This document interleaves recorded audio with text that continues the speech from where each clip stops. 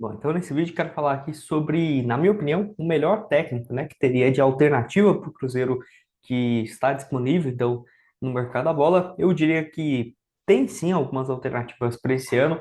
É claro, o cenário ideal sempre é, né, por exemplo, um começo de trabalho, você ter esse treinador desde o início do ano, do campeonato estadual, da ajuda em relação à montagem do elenco. Até acredito, por exemplo, no Seabra, que é um treinador que eu venho criticando, eu acho que já poderia ter deixado o Cruzeiro, mas eu acredito que se ele tivesse chegado, por exemplo, em janeiro, se tivesse ficado desde o primeiro plano, né, como alternativa principal, dependendo, hoje o Cruzeiro poderia estar apresentando até mesmo um futebol mais constante, né? Mas é difícil você, por exemplo, querer cobrar, mas já está pedindo a demissão de um treinador pelo trabalho de médio e longo prazo. Tudo bem, né? Mas nem foi isso pensando, por exemplo, na minha opinião, que o Seabra está aqui hoje, né? Porque não foi basicamente o Pedro Lourenço que escolheu. Foi a mesma coisa se tivesse continuado foi o Paulo André naquele novo cargo, enfim. Que aí, quando teve a saída do Pedro Martins, entrar o Paulo André, acho que ele ficou lá, deu duas entrevistas e saiu, né? Depois da compra do Pedro Lourenço. Então, eu acho que não sei se era o certo a se fazer, até porque não tinha muitas opções realmente no mercado ainda em abril, em março desse ano, tinha pouquíssimas quando o Larcamon deixou o Cruzeiro, porém não é o cenário que se encontra agora, que eu estou gravando então agora em agosto, né, de 2024, e já tem algumas alternativas bem interessantes que eu vou mostrar aqui para vocês no canal. Só antes de começarmos, aproveite aqui para deixar seu like, se inscrever, chegar aqui a essa marca de 44 mil inscritos no YouTube, conto com a ajuda de vocês. Lembrando, né, sempre aqui deixa embaixo o seu nome, a sua cidade, que eu mando um salve para vocês aqui nos próximos vídeos. Primeiro, inclusive o primeiro aqui, ó, é para o Eduardo Batista, que está sempre aqui acompanhando os vídeos, e o Sidney Pereira também, que sempre acompanha aqui o canal, comenta, deixa aqui também de onde você é, que eu mando um salve e um abraço, tá? Então vamos começar falando aqui do técnico brasileiro que, sem dúvidas, né, seria a principal pedida de boa parte da torcida, que é em relação ao Fernando Diniz. É um treinador que, na minha opinião, também teria um risco de cair em algo parecido que o Seabra tem hoje, mas vamos colocar assim, acreditando mais nas suas convicções, podemos colocar nessa pauta. Que lembrando, ele saiu do Fluminense, não tem muita chance dele assumir um trabalho, por exemplo, em 2024. Eu só coloquei ele aqui como uma alternativa de um técnico brasileiro, porque eu confesso para vocês que não tem tantos assim no mercado, né, que chamam a atenção. Então, o último trabalho dele no Fluminense ganhou a Libertadores. Eu não acho, por exemplo, que é um treinador que, absurdo, o melhor técnico que tem à disposição porque ganhou a Libertadores no ano passado. Não é bem assim. Mas também eu lembro que quando eu falei dessa possibilidade, quando o Larcamon saiu e ele vinha balançando no Fluminense, nem tinha sido demitido nem nada, muita gente já falava que não queria ele aqui no Cruzeiro. Mas eu entendo também, sabe? Eu entendo falar que, por exemplo, o estilo de jogo dele poderia demorar, poderia ser, pô, o Cruzeiro daqui um ano, por exemplo, para saber jogar com o esquema do Fernando Diniz. Eu entendo tudo isso, mas eu acho que é uma alternativa, sim, a ser questionada, até porque ele tem amadurecido, né, seu trabalho no Fluminense, porque anteriormente, nos trabalhos dele no próprio Fluminense, em 2019, no São Paulo, no Vasco, enfim, no Santos, você dava para ver que ele insistia muito naquele erro e raramente tinha algum resultado, né? Os times dele jogava bola, jogava bem, mas acabava que não ganhava nada. Mudou esse cenário no Fluminense, mas nesse ano vinha fazendo uma campanha terrível e eu acho que foi necessário nessa troca, na toa que o Fluminense tem até conseguido, né, reagir e deve deixar a zona ou realmente não conseguir mais ficar, né, um time desse ficar, por exemplo, em 18º, 19º, como vinha acontecendo com o Fernando Diniz. Quero que você deixe aqui embaixo nos comentários se você concorda comigo, discorda, o que que tem a dizer, né? Eu, particularmente, não iria. Eu acho que não é a melhor alternativa nesse primeiro momento. Quem sabe por início de trabalho no ano que vem, e aí vai ter que ver com o Matos, com o Pedro Lourenço, como que é a filosofia. Porque eu acho um baita treinador, mas tem que ser o início do ano, não para agora. E aí, se for para, por exemplo, o Cruzeiro vai manter o Seabra mesmo de qualquer jeito, vamos colocar assim. É melhor então você deixar o Seabra para o ano que vem e ter 2 anos de trabalho do que contratar o Fernando Diniz e começar tudo do zero. Sinceramente, se for para reiniciar do zero de jeito, com um treinador que, na minha opinião, não é que seja um futebol parecido, mas algumas coisas me lembram um pouco o Seabra em relação à insistência com alguns jogadores, ao estilo de jogo e até mesmo o Fluminense, eu diria que a principal diferença entre os dois, e até é um dos motivos, né, de ter essa cobrança em relação ao Seabra, é os jogos fora de casa, que, pelo contrário, o Fluminense era um time bem, realmente, bem menos reativo do que é hoje o Cruzeiro, indo para ataque, indo para cima nos jogos quando fazia, né, por exemplo, jogando fora de casa.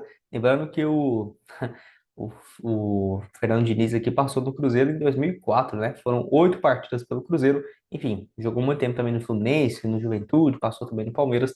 Deixa a sua opinião aqui embaixo. Quero deixar aqui a cotação aqui na Esportiva VIP para os dois próximos jogos do Cruzeiro em casa. Tá aqui, né? Para vencer ou empatar contra o Internacional, pagando 1,22 e para vencer o Atlético Goianiense em casa. Então, esses dois resultados aqui nos próximos jogos do Cruzeiro, R$ 15 voltando 26.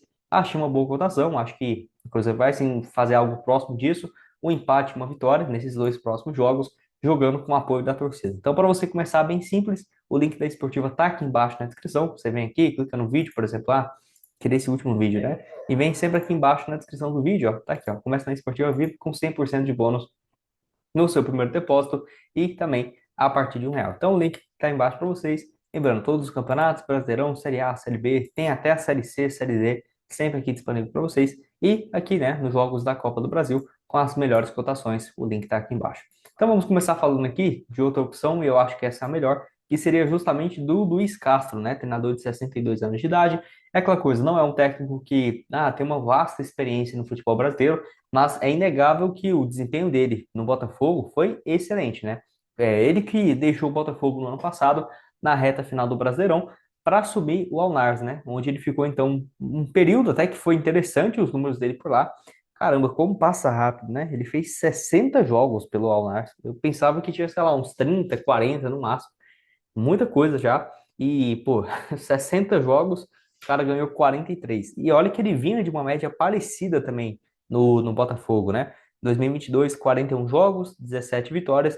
E 2023, 25 vitórias em 38 jogos. Apesar de estar na liderança do Brasileirão e tudo mais, teve um pedido do próprio Cristiano Ronaldo, né? Para ele vir e assumir, por exemplo, o trabalho lá no Al Nassr. E aí é difícil, né? Realmente recusar esse convite, fora que ele ia ganhar muito mais. E como ele foi demitido, eu tenho certeza que ele vai, por exemplo, vamos colocar assim, receber uma bela compensação financeira por esse seu contrato e estar livre novamente.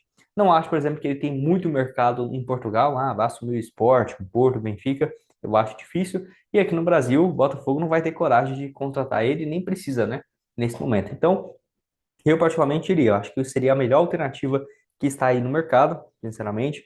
Pelo menos não é um treinador que só ficou 4 meses no Botafogo, foi bem, e aí foi até ingrato com o clube saindo. Não foi bem assim. Ficou um tempo, recebeu uma proposta que é difícil, né? Mesma coisa de um treinador brasileiro, um treinador argentino, né? Vamos colocar aqui.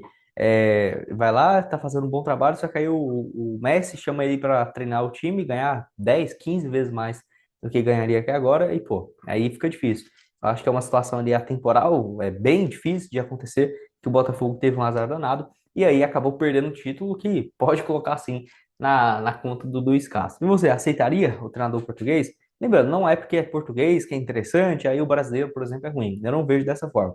Mas sim por conta de um bom trabalho, né, que ele vinha fazendo. Da mesma forma que também que eu não acho que o Fernando Diniz, muita gente olha aqui e fala, nossa, mas que treinador ruim, porque tem as suas convicções de jogo e vai ficar tocando bola.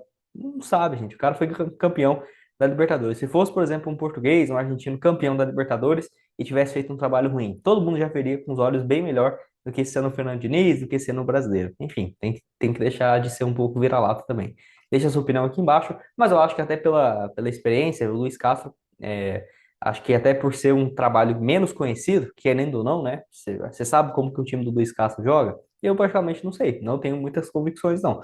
Mas, pelo desempenho aqui, não parece ser um treinador ruim. Eu vejo que poderia ser, nesse momento, a maior sombra, né?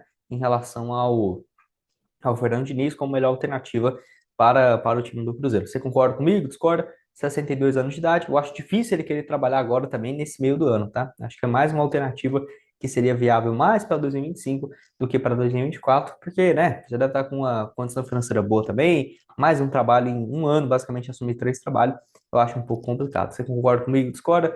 Deixa a sua opinião. E o último aqui, que eu particularmente não acho muito interessante, é justamente o Sampaoli, né, de 64 anos.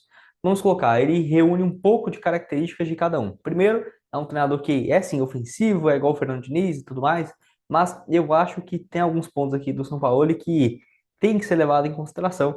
E, na minha opinião, é até um dos motivos que eu acho difícil, e até descreve muito bem isso, ele nunca ter ganho nada, né? Vamos colocar assim, ele nunca ganhou, por exemplo, um título super relevante com os times brasileiros no geral. Por quê? Sempre tem uma cobrança muito grande. Eu acho que o São Paulo, num trabalho de médio e longo prazo, poderia dar muito trabalho, mas é difícil você manter esse treinador, porque ele arruma muita confusão com os jogadores, com a diretoria. Não acho que o Pedro Lourenço e o Alexandre Matos vão querer comprar uma briga dessa.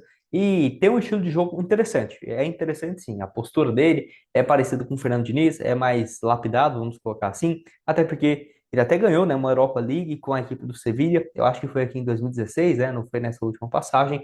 Teve essa boa passagem na Sul-Americana, que ganhou, acho que foi com a Universidade de Chile, se eu não estiver enganado, que ele ganhou uma Sul-Americana, enfim, estou esquecendo aqui agora, mas ganhou uma Copa América com a seleção chilena, então é um cara vencedor. Mas aqui no Brasil, ele não conseguiu, fazer muita coisa. Até treinou o rival, o Atlético Mineiro, foi uma situação muito parecida, o time jogava um bom futebol, mas deixava a desejar nos jogos importantes, arrumava muita confusão com os jogadores, com a comissão técnica principalmente, enfim, dava um trabalho absurdo, e aí eu acho que não compensa você querer comprar uma briga dessa. É um bom treinador, tivesse um pacote ali, né, com ele mais equilibrado, mas com as convicções de jogo dele e sem essa exigência absurda de reforços, até no time do Flamengo ele achava que o Flamengo estava ruim, que precisava de muito mais reforços, enfim.